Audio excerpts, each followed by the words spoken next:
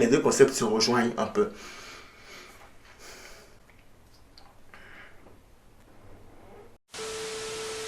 Alors, tu as des gens qui qui n'arrivent même pas à réaliser leurs rêves.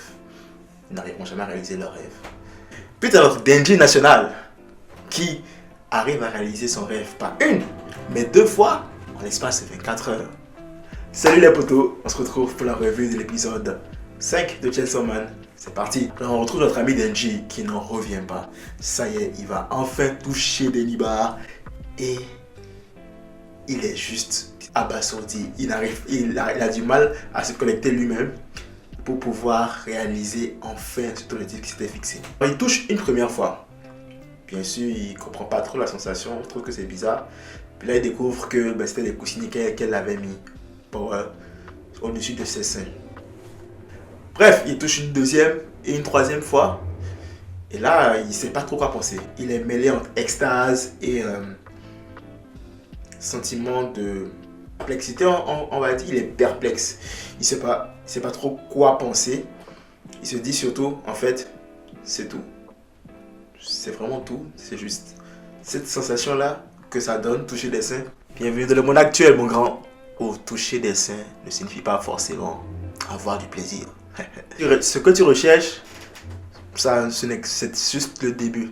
Le sentiment que tu espères avoir là, toucher les seins, c'est juste le début pour atteindre ce sentiment-là. Le reste, tu le découvriras après. Libre à toi. Donc après cette expérience pour le moins assez intéressante pour notre cher Denji, tu vois qu'il est blasé. Il a la tête en l'air, il ne sait plus quoi penser. Et il n'est plus lui-même dans tout ce qu'il fait. Même avec Makima, qu'il est en train de signer les papiers de dédommagement pour les dommages qu'il a fait contre le démon chauve-souris.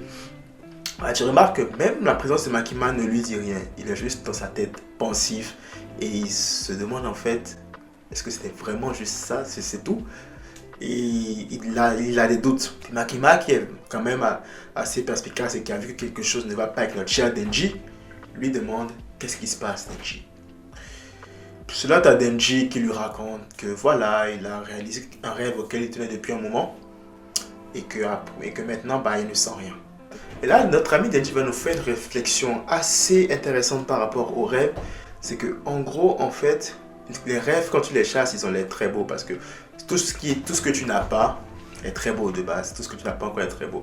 Mais une fois que tu l'atteins, tu te dis, ah ouais, c'est juste ça. Et ça va plus pour les rêves du style luxure et tout. Tu te dis, ah ouais, de loin, c'est vraiment magnifique et j'aimerais avoir ça aussi. Tu sais, j'aimerais aussi y toucher. C'est ça, le problème avec ce genre de rêve là, c'est que l'adrénaline que tu as pendant que tu es en train d'essayer de le réaliser est nettement supérieure à la satisfaction que tu as une fois réalisé. Du coup, il y a un certain doute qui plane dans l'esprit de Denji. Il se demande à quoi ça sert de chercher à réaliser un rêve si le seul moment où tu prendras du plaisir, c'est pendant que tu essaies de chasser ce rêve-là et que, ultimement, une fois que tu as réalisé ce rêve-là, la satisfaction recherchée ne sera même pas là. Donc, pour lui, ça ne sert à rien en fait de courir derrière un objectif. C'est comme ça qu'il s'explique à Makima. C'est là que Makima l'arrête et commence à augmenter la température dans la salle. Oh mon Dieu, cette fille-là. En comprenant que Denji lui parlait de jeu sous la couette, et bien t'as Makima qui va lui donner une leçon technique par rapport à comment ça se passe en vrai. Mais ma foi, cette leçon était quand même très technique. Elle lui fait comprendre déjà pour commencer que c'est bien quand tu connais la personne. Quand tu connais la personne et que la personne est dans une certaine alchimie de vous deux, c'est bien. Et elle lui fait comprendre ça, puis elle le touche d'une certaine manière. Puis là, tu as notre Denji qui ne sait pas trop où il en est. Il est quand même perdu, il est en extase. Bien sûr, vous connaissez Makima, elle a chauffé notre garde Denji et elle l'a mis dans un état de transe incroyable. Et le combo de la mort qui a tout scellé, c'est la morsure du doigt plus la main de Denji sur ses seins. Elle a envoyé direct Denji rejoindre Pochita. Je me demande même s'il n'en a pas versé une à ce moment-là. Et alors que s'approche de Denji et qu'on pense qu'elle va enfin montrer à Denji que toucher les seins de Power c'est rien du tout, elle lui dit, j'aimerais te demander un service. Punaise. Alors en fait, tout ce petit jeu là qu'elle a fait, c'était pour pouvoir demander un service à Denji. Ben, elle change jamais en fait. Elle a chauffé pour pouvoir lui demander de traquer et d'exterminer le démon d'armes. Bien sûr, le démon d'armes qui est un démon très puissant, mais très fort. Et elle a su mettre Denji dans les conditions nécessaires pour que si elle lui formule une demande pareille, il ne puisse pas refuser en fait. Parce que clairement, comment est-ce que tu vas demander à un homme après l'avoir chauffé comme ça, ok, vas-y, va tuer telle personne, si tu tues telle personne, bah, tu auras la suite de ce qu'on a commencé. Bien sûr, t'as mon Denji qui réfléchit même pas deux fois, il va clairement accepter ça, c'est sûr.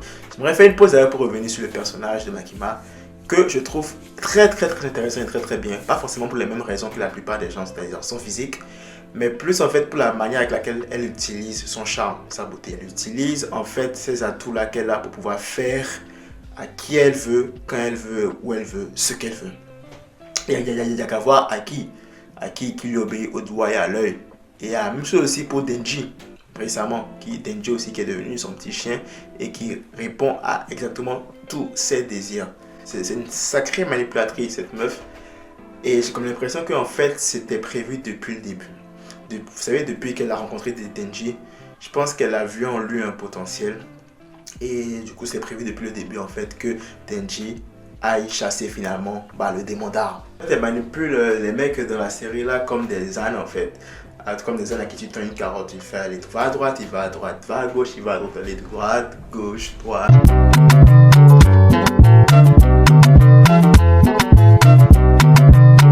Bref, en ce sens, je la comparerais un peu à Griffith de Berserk. Je pense que c'est le seul personnage qui me vient à l'idée quand je pense à Makima. Griffith, vous savez, ce beau gosse là, assez très charismatique, très charmant, qui te caresse dans le sens du poil, qui te dit ce que tu veux entendre et qui te fait faire ce qu'il veut aussi de la manière la plus douce que possible, mais qui par la suite va se révéler être le plus grand bâtard de l'histoire de l'humanité. C'est un peu comme ça aussi je vois Makima. Je trouve qu'ils ont quand même quelques points en commun, les deux. Bon, revenons au démon Flingue. On comprend que c'est un démon qui est justement très redouté parmi les chasseurs de démons. Aucun chasseur de démons limite qui n'a survécu à ce démon-là. Et ce n'est que des spéculations, mais je pense que c'est un démon qui est né de la peur des gens par rapport à l'utilisation excessive des armes à feu. Bien sûr aussi l'utilisation excessive des armes à feu a eu une certaine influence de l'apparition de ce démon, selon ce que j'ai compris de ce que Makima disait. Et du coup, ce démon a été bien sûr aperçu pour la première fois aux États-Unis il y a 13 ans, de ce qu'elle raconte. Et ça nous permet de faire un flashback direct sur l'histoire de Aki. Aki, on remarque que finalement, malheureusement, le pauvre Aki, ses parents et son petit frère ont été tués par le démon des Flingues. Et ça explique en fait un peu pourquoi Aki est autant en ronde contre les démons. Ça explique pourquoi Aki a cette envie-là, cette rage-là de vouloir tuer les démons en tout temps. Même triste pour Aki parce qu'on voit que Aki en fait était un enfant assez seul du fait que ses parents s'occupaient plus de son petit frère qui était malade, qui était très malade. Puis du coup aussi son petit frère l'aimait bien Aki. Son petit frère voulait jouer avec lui alors qu'Aki lui, voyant son petit frère l'être qui l'éloignait de ses parents. Et finalement ils se sont mis à jouer vite fait. Et là, quand le petit frère retourne à la maison, Aki lui profite bien de sa famille tranquille et il voit sa maison se faire détruire par le pouvoir du démon des Flingues. Et en gros, en fait, il n'a plus rien. Il n'a plus rien. Plus de famille, plus de maison, rien du tout. Donc, tu m'étonnes que Aki veulent buter les démons à ce point. Ça remonte à très longtemps, ça rage envers les démons, et peut-être pas dire, ça remonte à très longtemps, ces démons lui ont pris tout ce qu'il avait, donc à un moment donné je comprends à quel point est-ce qu'il y a une certaine appréhension envers les démons. Du coup tu as notre Denji qui après avoir écouté l'histoire du démon des Flingues, qui capte pas trop, bien sûr il passe avec son steak en ce moment, il dit ouais t'inquiète, moi je vais le buter, t'as pas tout ça à te faire, et une fois que je serai buté, tu me donneras ce que tu me dois. On verra comment ça va se terminer tout ça. Du coup, Makima lui fait un topo vite fait sur comment les chasseurs de démons tracent le démon des Flingues. En gros, le démon des Flingues a une très grande vitesse que quand il se déplace, il laisse tomber des petits débris de douille, on va appeler ça comme ça. Et du coup, ces débris de douille se retrouvent dans certains démons. Et en gros, il chasse les démons, il les tue, récupère les douilles pour faire un amassis assez concret en fait de douilles de ce démon là. Et une fois qu'ils auront un amassis assez concret de ces douilles là, magnétiquement ces douilles là seront attirées vers le démon. C'est ça. Donc pour résumer en fait, il faut rassembler le plus de douilles possible pour pouvoir avoir plus de chances de retrouver le démon des Flingues. Parallèlement, T'as Aki qui vient de trouver une nouvelle douille en tuant un démon poisson d'ailleurs, qui est une très belle référence au livre Gyo de Junji Ito, pour ceux qui connaissent. Et il y a Himeno, la fille qui est Aki, qui fait la réflexion de comment est-ce que ce démon a pu être aussi puissant. Et on comprend qu'en fait, l'effet que cette douille-là a sur les démons, c'est que les démons deviennent puissantes. Très puissants. On peut l'assimiler facilement au doigt de Sukuna dans Jujutsu Kaisen aussi, qui rend les démons quand même puissants. Mais bon, même s'ils ne veulent pas le rassembler pour le même objectif, les deux concepts se rejoignent un peu. T'as Aki qui répond que peu importe, il s'en bat les couilles, que lui, il va tuer tous les démons possibles jusqu'à retrouver le démon des flingues. On comprend alors que Aki en fait a une haine particulière envers le démon des flingues. Normal, vu que c'est le démon qui lui a appris tout ce qu'il avait. Et du coup, l'objectif d'Aki, on le comprend clairement, c'est de tuer tous les démons possibles jusqu'à retrouver le démon des flingues et le buter. Du coup, on nous fait comprendre qu'il y a un démon qui possède un fragment qui a été retrouvé dans un hôtel. Et donc, tu as Aki, Himeno, Denji Power et les deux rookies de l'escouade de Aki. En fait, toute l'escouade à Aki qui a été déployée par Makima pour traquer ce démon. La petite scène drôle entre Aki et ses colocs où Aki essaie de demander le respect sans vraiment de grands résultats à Denji et Power. Denji et Power qui font toujours les têtes brûlées. Et Aki leur propose de chewing-gum. Puis direct, ils deviennent des tout petits chats et respectent Aki. Et puis là, tu as Himeno qui, pour augmenter un peu les enchères, on va dire, dit que celui qui va tuer le démon qu'ils sont en train de traquer, aura un bisou de sa part. Puis là, t'as un Denji national qui est comme mais non, laisse tomber. Moi, j'ai déjà Makima qui m'a promis quelque chose. Alors, moi, je m'en bats les couilles de ton bisou. Ouais, tu peux le garder pour toi, ton bisou, ok? Ok. Himeno qui vient lui voir dans les oreilles et lui dit que si tu butes le démon, alors je te roule une bonne pelle. Là, notre Denji, ça y est, il est conquis, il n'en faut pas beaucoup en tout cas pour changer l'esprit de notre cher Denji. En même temps qu'il lui a proposé un truc de concret, ça y est, il a été emballé. Du coup, pour avoir notre Denji, il faut lui proposer du concret, des choses très concrètes, pas de l'abstrait, rien du tout, du concret. Et là, c'est bon, Denji, ça y est. Et on comprend vite fait que leur plan d'attaque, en fait, c'est que les chasseurs de démons resteront en retrait, puis bien sûr, les démons vont servir. Denji et Power, eux, ils seront en ligne de front pour attaquer le démon. En gros, ils vont faire ce pourquoi ils sont sollicités par combattre le démon à la place des humains. C'est comme des chiens de chasse en fait. Alors qu'ils sont dans le bâtiment, que tout va bien, tout le monde chasse, tout le monde se promène bien et tout, t'as Himeno qui demande à Aki comment est-ce qu'il voit en fait, comment est-ce qu'il trouve les bleus. Et Aki se dit en fait que la plupart, soit ils seront morts d'ici 1 an, soit ils iront dans le privé. Là, il ne faudra pas forcément tuer des démons. Parce que de ce qu'on comprend, en fait, c'est un job qui est vraiment très dangereux.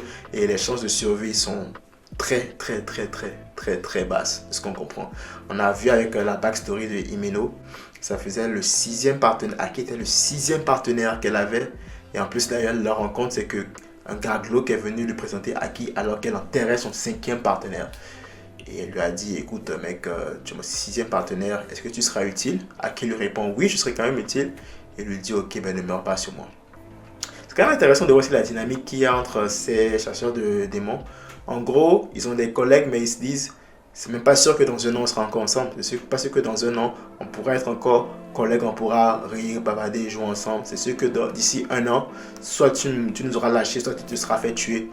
Donc ça montre à quel point en fait ce métier de chasseur de démons là n'est pas à prendre à la légère et est quand même très risqué. T'as un démon qui apparaît et il croit d'abord que c'est le démon, c'est un démon qui a un fragment de douille, mais en fait non, c'est juste un démon random. Donc il se fait tuer et là on peut découvrir en fait le pouvoir de Himeno qui est en fait qu'elle utilise le bras droit du démon fantôme, bras droit qui est invisible mais fort, et elle l'a obtenu en échange de son œil. Sympa. D'où ce qui explique le cachet qu'elle a souvent. Et là du coup non seulement c'est un pouvoir fort, et elle l'utilise aussi pour mettre un coup de pression à Power qui s'agite un peu trop là, mais bon, elle a mis un coup de pression pour la calmer tranquille. Ok, tout va bien. Et là, pendant qu'il se déplace, t'as Arai, un des 2 rookies de Aki, qui se rend compte qu'en fait, ils sont en train de faire un tour depuis, ils sont en train de se promener depuis au même étage. Qu'il monte, et ben ils se retrouvent toujours au même étage. Donc du coup, Du coup, Harry essaye de faire le chemin inverse et il se rend compte que c'est pareil en fait. Que même en faisant le chemin inverse, bah en fait, tu reviens toujours au même étage. Et l'épisode se termine sur nos héros qui sont piégés au 8e étage d'un bâtiment. Ils sont sûrement déjà dans le piège du démon. Et ça nous hype pour le prochain épisode parce que du coup là, on va se demander ok, c'est quel type de démon auquel ils ont affaire, comment ils vont s'en sortir, est-ce qu'ils vont tous y survivre, on verra. Très bon épisode comme d'habitude de Chainsaw Man, il n'y a pas à se plaindre.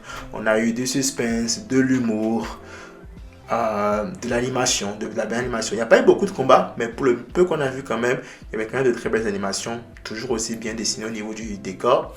Et surtout, enfin, on a une nouvelle menace, on a un nouvel objectif pour Denji. Bien sûr, mis à part le fait qu'il doit essayer d'avoir un moment intime avec Makima, il doit aussi maintenant trouver et tuer le démon flingue. Démon flingue qui semble être très puissant. Je me demande si ce sera lui l'intrigue finalement de l'anime ou peut-être de cette saison. En tout cas, le temps nous le dira. Une chose est sûre, c'est que le prochain épisode sent bon parce qu'il y aura sûrement beaucoup d'action parce qu'ils vont croiser le démon. Clairement, ça va finir en baston avec le démon. Donc franchement, je ne sais pas pour vous, mais moi j'ai hâte. Voilà, c'était tout pour la revue de cet épisode 5 de Chainsaw Man. Si tu as aimé la vidéo, n'hésite pas à laisser un like et à t'abonner, ça fait toujours plaisir. D'ici là, prenez tout soin de vous et de vos proches. Que la force vous accompagne.